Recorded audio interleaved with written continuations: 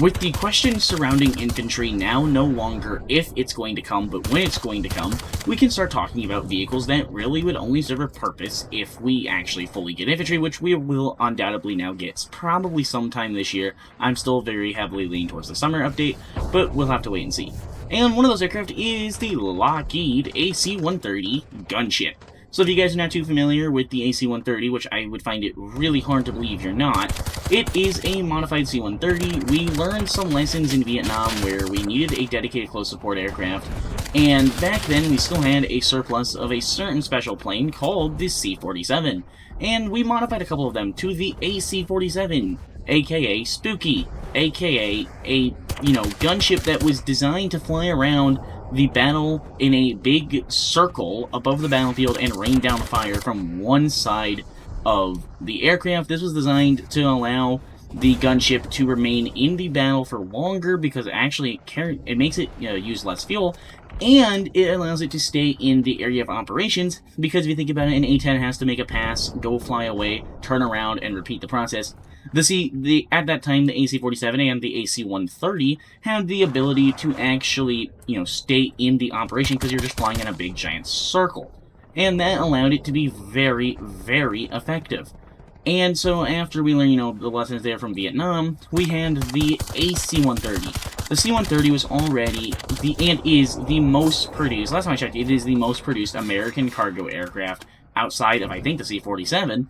And so, you have an aircraft that you already have a lot of parts for. You already have stockpiled C-130s, you have stockpiled, everything stockpiled for that platform. And then you just add guns to one side of it, and you have the AC-130. This is an aircraft that's capable of going up against tanks, it's capable of going up against other armor, it's capable of going up against infantry, buildings, you need it, it can do the mission. And there's also been talks of adding things like Mavericks or Hellfires. I've seen mock-ups for that. Currently speaking, the AC-130 in modern conflicts kind of is, it serves an interesting role because obviously you're not going to be able to use this thing in a modern conflict with things like the S-300, S-400, any of those modern SAM systems, or if there's any fighters in the AO. So it's kind of an aircraft that it can do what it needs to do very, very well, but it doesn't get to do what it needs to do unless you have everything else, hit certain criteria, like you need to win the air battle, you need to win the suppression of enemy air defense battle. You have to win those before you can actually even talk about using the AC-130, using the gunship, and so you have to make sure you win those before you can bring in this aircraft. So it isn't going to see a major role, in my opinion, in conflicts, that if we had a conflict with Russia or China. Now, I can also look at history to prove this point. We haven't, last time I checked, used the aircraft at all in our conflict with Iran. We didn't use it at all in Venezuela. So right there are two conflicts against opponents that we did win the air battle, and we did, for the most part, win the suppression of enemy air defense battle. Last time I checked, Iran does not have very many SAM systems left. Their threat is manpads. That is why the AC-130 operates only at night. You're not going to find this aircraft flying combat missions during the day. This lowers the risk from manpads. It lowers the risk from, actual anti-aircraft fire, like from ZSU-30, ZSU-37s, or ZSU-30, any of those Russian, the Shilka, any of those sort of systems that we saw a lot of in the early 2000s when the AC-130 was being used, and that, the counter for them, their counter to not be targeted by these systems was to just fly at night. And obviously the United States is second to no one. They're first when it comes to night fighting capabilities. So that is a major plus for the AC-130. That's kind of the saving grace of the platform, was the fact it was able to fully operate solely at night.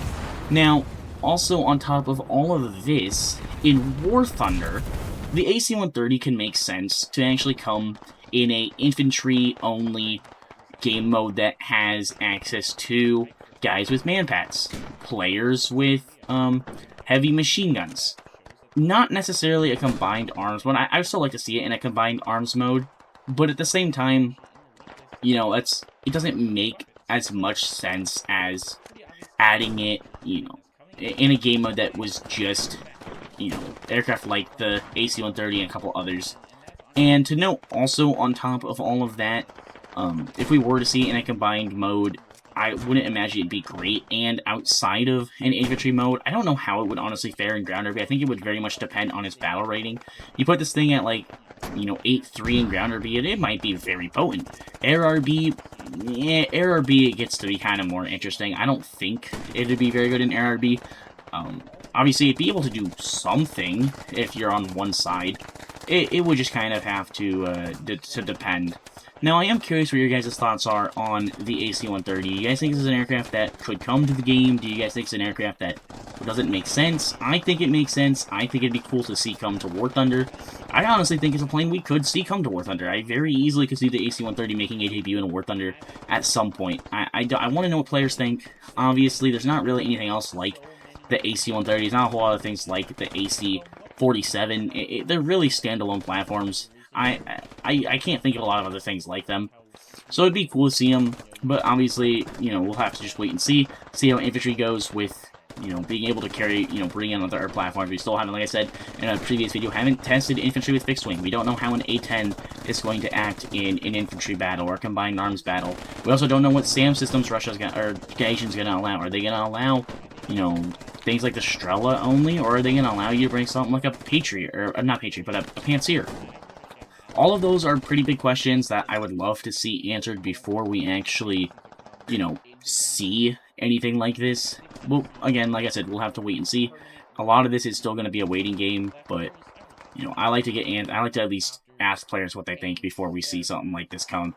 Anyways, hope you guys have enjoyed this video. If you guys are not already subscribed, please consider hitting the like button and subscribing.